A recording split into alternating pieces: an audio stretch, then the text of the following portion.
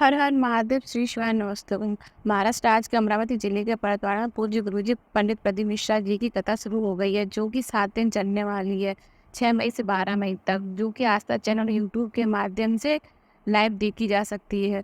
आज 11 मई 6वें दिन की कथा में गुरुजी ने नए उपायों की जानकारी दी है, जो कि इस प्रकार है।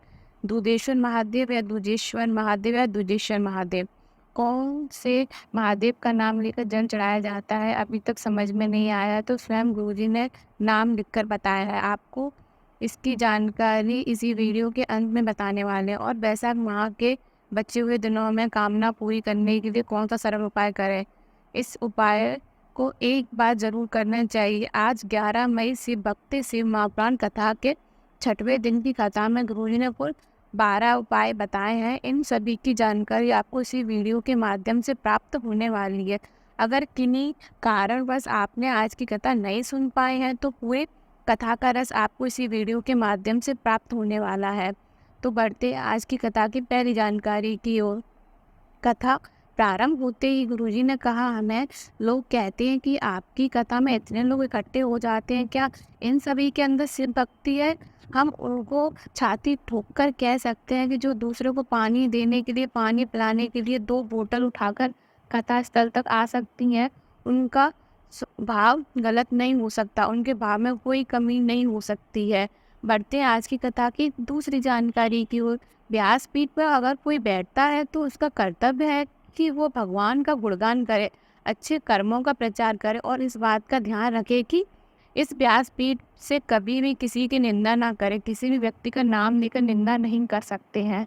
एक छोटी सी निंदा करने से सामने वाले के पाप को हमारे ऊपर चढ़ा देती है।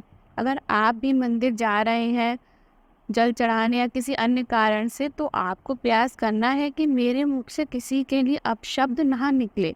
बढ़ते हैं आज की कथा की तीसरी जानकारी की ओर। गुरुजी ने बोला, संत बनना सरल है पर सरल बनना कठिन है। संत तो कोई भी बन सकता है पर सरल नहीं बन पाता।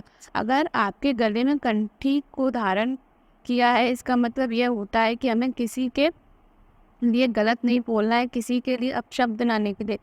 यह मतलब होता है कंठी धारण करने का। यहाँ नहीं कि हमने गुरु मंत्र ले लिया और कंठी धारण कर ली दिखाने के लिए। बढ़ते हैं कथा की चौथी जानकारी की ओर। दवा दवा कर खाओगे तो दवा खाने जाओगे, पर आज का इंसान खाने के साथ कुरकुरे आने दो, चिप्स आने दो और साथ में कोल्ड ड्रिंक भी आने दो, जो भी मिल रहा है सब आने दो। इसी तरह से अपने अंदर बुराई, द्वेष, तृष्णा, आसक्ति मत रखो कि उसने मुझे ऐसा बोल दिया या फिर उसने मेरे प्रति ऐसा कर दिया। इन चीज़ों को आप अपने अंदर भरते जाओगे तो आपको एक दिन दवा भी खानी पड़ेगी। बढ़ते हैं कथा की आज की 5वीं जानकारी की ओर। अमरा उत्तर प्रदेश में गंगा नदी के तट के पास एक मंदिर है, हदिमेश्वर मंदिर, जहाँ पांडव वन में विचरण कर रहे थे और भीम पहरा दे रहे थे, तब इस मंदिर का निर्माण हुआ था। बढ़ते हैं आज की कथा की 6वीं जानकारी की ओर। मुनिवर ने हिडिंबा से कहा, जो शिवलिंग की पूजन करता है, 7 वृक्ष की पत्तियों को शिवलिंग पर अर्पित करता है और भूल से भी एक बेलपत्र शिवलिंग पर चढ़ा देता है, तो जो मांगो वह महादेव उसे दे देता है। इसी पर हिडिंबा ने कहा कि मैं जिससे शादी करना चाहती हूँ उससे मेरी शादी हो जाएगी। मुनिवर की बात सुन हिडिंबा ने एक शिवलिंग की स्थापना करी। वह बैठी रही, कहीं नहीं जाती थी, वही भजन में लीन रहती थी। हिडिंबा ने एक नियम बनाया, क्योंकि वह बेलपत्र को पहचानती नहीं थी, क्योंकि राक्षस के स्वभाव वाले लोग क्या जाने कि बेलपत्र क्या होती है, तो वह किसी भी वृक्ष की पत्ती लाकर शिवलिंग पर चढ़ा देती थी, जिससे भोलेनाथ प्रसन्न हुए और भोलेनाथ ने आशीर्वाद से भीम को पति के रूप में उसने प्राप्त किया। बढ़ते हैं कथा के साथ भी जानकारी की ओर।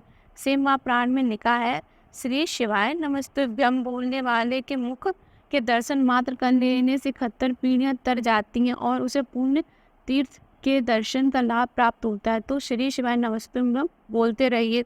बढ़ते हैं आज की कथा की 8वीं जानकारी की ओर। कभी कभी ऐसा हो जाता है कि शिव के समीप होने पर भी हमारा भाव निर्मल नहीं हो पाता है। मन के अंदर द्वेष, अहंकार इतना बढ़ जाता है कि वह सब समाप्त होने में समय लगता है। बढ़ते हैं कथा की 9वीं जानकारी की ओर।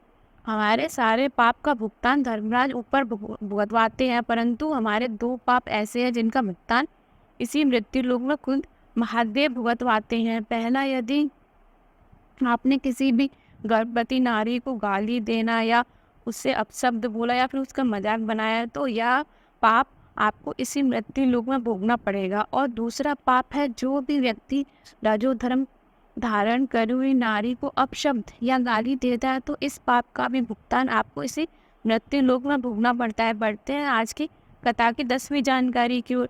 वैशाख माह में अब कुछ ही दिन शेष रह गए हैं। आपने अगर अभी तक शीतल जल भोलेनाथ को अर्पित नहीं किया है, तो आप अपने घर के मिट्टी के कलश से जल लेकर शिवलिंग पर अवश्य अर्पित करें।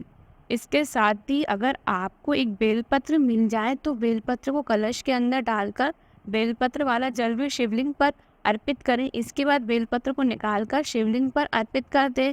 इस प्रकार से वैशाख माह में शीतल जल शिवलिंग पर अर्पित करने से भोलेनाथ आपकी सभी मनोकामनाओं को पूरा कर देते हैं। गुरुजी ने सभी से ये उपाय करने को कहा है। वैशाख मास में इस उपाय का बहुत ही विशेष महत्व माना जाता है। बढ़ते हैं कथा की 11वीं जानकारी को। हाल ही में गुरुजी ने अपने सोशल मीडिया चैनल पर एक पोस्ट शेयर करते हुए दुजेश्वर महादेव के उपाय को बताया है कि किस नाम को लेकर आपको शिवलिंग पर जल अर्पित करना है।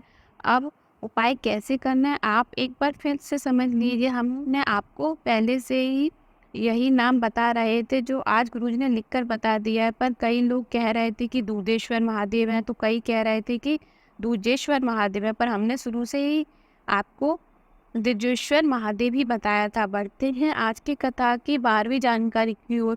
गुरुजी ने बताया कि छत्तीसगढ़ में 2 शिव महापुराण कथा रची गई हैं। इस मई के महीने में 2 शिव महापुराण कथा रहेंगी गुरुजी की, जिसका नाम गौरी शंकर शिव महापुराण कथा है। यह कथा 16 मई से 22 मई 2024 तक दोपहर में 2 बजे से 5 बजे तक आस्था चैनल और यूट्यूब के माध्यम से लाइव देखी जा सकेगी। और दूसरे शिव महापुराण कथा इस प्रकार है, 27 मई से अमलेश्वर रायपुर में रहेगी। यह भी छत्तीसगढ़ में कथा रहेगी। आपको आज की सभी जानकारी कैसी लगी कमेंट बॉक्स में ज़रूर बताइएगा। अगर वीडियो आपको अच्छी लगी तो लाइक और सब्सक्राइब ज़रूर कीजिए। हर हर महादेव, श्री शिवाय नमस्तुभ्यम।